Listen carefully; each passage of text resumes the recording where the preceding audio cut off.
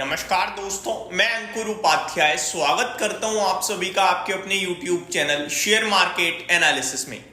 दोस्तों, आज कहां से शुरू करूं यही समझ में नहीं आ रहा है मुझे। कौन से स्टॉक इस वीडियो के बाद कवर करूं यही समझ में नहीं आ रहा है मुझे, क्योंकि इतनी ज्यादा प्रॉब्लम आज मार्केट में खड़ी हो गई है, वो भी दिग्गज क्वालिटी के स्टॉक्स में, कि कंफ्यूजन क्रिएट हो गया है। देखो, मैं आपसे इस वीडियो के माध्यम से सिर्फ इतना कहना चाहूंगा, कुछ क्वालिटी स्टॉक्स आज बड़ी बुरी तरीके से टूट रहे हैं, लेकिन क्वालिटी पे भरोसा रखना है और आपको बिजनेस पे भरोसा रखना है। अगर आप लंबी अवधि के निवेशक हो तो आपको यह समझना है कि भैया बड़े लंबे समय में बड़ा पैसा बनता है बाजार में, और बड़ा पैसा बनाया है इन स्टॉक्स ने। मैं कौन से स्टॉक्स की बात कर रहा हूं? मैं बात कर रहा हूं बजाज ऑटो जैसे स्टॉक्स की।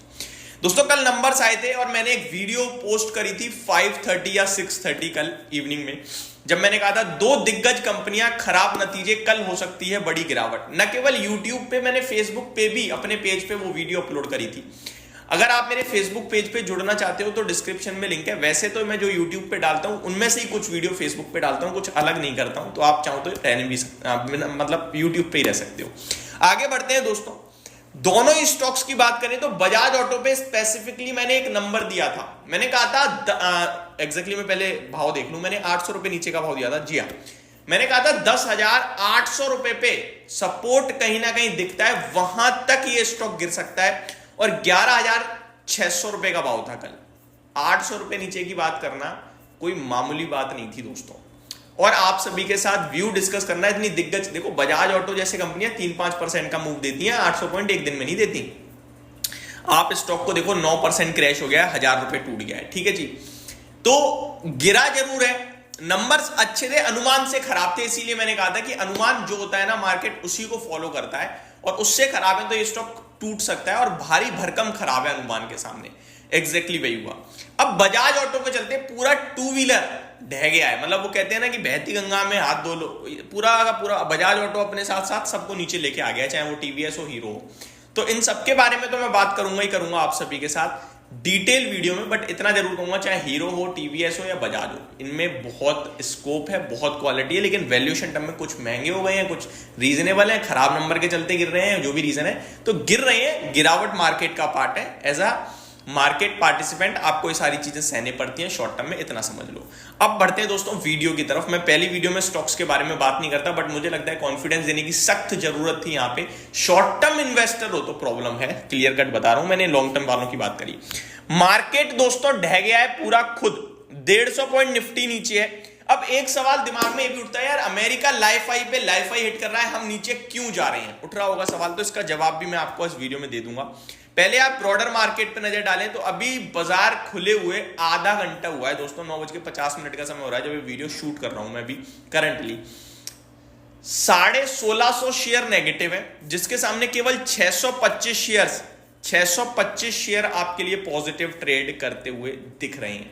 यानी कि ओवरऑल अगर आप देखें तो काफी भारी भरकम गिरावट है। मिड कैप 1% नीचे, स्मॉल कैप आधे % नीचे, निफ्टी 0.6% डाउन, सेंसेक्स 0.4% डाउन, सबसे कम गिरा है Sensex. Reason being Reliance support कर रहा है सेंसेक्स को, और आपका बैंक निफ्टी ऑलमोस्ट 1% नीचे दिख रहा है। अब रीजन क्या है भाई साहब कि अमेरिका ऊपर और हम लोग नीचे? हमारी अर्निंग्स दोस्तों, हमारी अर्निंग्स में ही दम नहीं आ रहा। आपने देखा अभी रिसेंटली टीसीएस ने भी रिजल्ट्स उतने अच्छे पेश नहीं करे।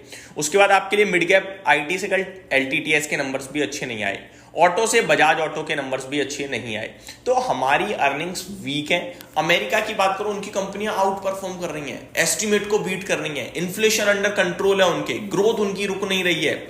जो सबको दिख रहा था कि यार रेसेशन आ सकता है, एम्प्लॉयमेंट घट सकता है, वो डेटा भी स्ट्रॉन्ग आ रहा है, तो वहां सब स्ट्रॉन्ग आ रहा है। भारत की बात करें, इन्फ्लेशन आपने देखो कितना हैवी आया, नंबर्स खराब आ रहे हैं, एफआईआईज की सेलिंग रुकने थमने का नाम नहीं ले रही है, चाहे किसी भी पड़ाव पे हो, और आप 25,200 को ऊपर में निकालने के लिए तैयार ही नहीं हो, चाहे कितनी भी अच्छी चीज हो जाए। और आप आज नीचे 24,800 को टेस्ट कर रहे हो, 24,840 पे खड़े हैं इस समय हम, 24,813 का लो है, तो 24,800 भी आप ब्रेक करने के लिए तैयार हो ऐसा लगता है। हालांकि 24,800 ब्रेक करने का ऐसा नहीं हो कि नीचे बड़ी जगह खुल गई, 24,700 अगेन सपोर्ट आ जाएगा, बट 24,300 कहीं ना कहीं दिख रहा है मार्केट में कि आ सकता है।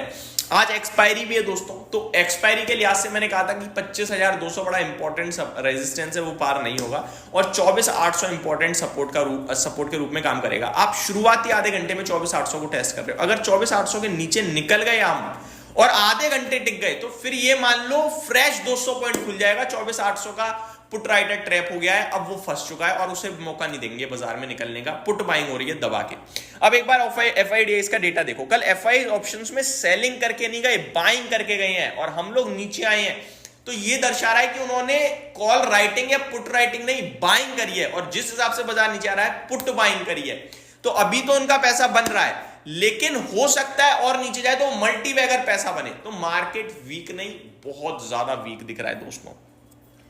आगे कैश मार्केट में 3,500 करोड़ की एक बार फिर बड़ी सेलिंग कर दी है। डीआईज 2256 करोड़ की अपने अनुसार खरीद कर गए हैं, बट इतनी गैप कल ज्यादा हो गया। मैंने कल बताया भी था आपको कि भैया एफआईडीआईज की सेलिंग और बाइंग के बीच में आज बड़ा गैप आया। वैसे 15,000 करोड़ अगर एफआईज बेच रहे थे तो डीआई 17,000 करोड़ ले रहे थे, तो नेट पॉजिटिव था।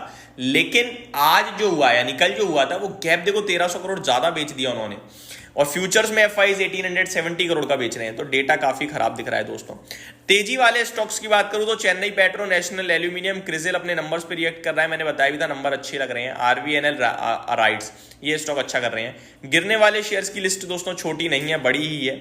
Bajaj auto 9%, TVS motor 5.5%, KEI industries 6% के समथिंग, हीरो मोटोकॉर्प 4.5%। वही है, पूरा ऑटो ढह गया है आपके लिए बजाज ऑटो के साथ। रिलायंस अपने बोनस की रिकॉर्ड डेट आने की वजह से खुश होता हुआ दिख रहा है और आधे % की तेजी है।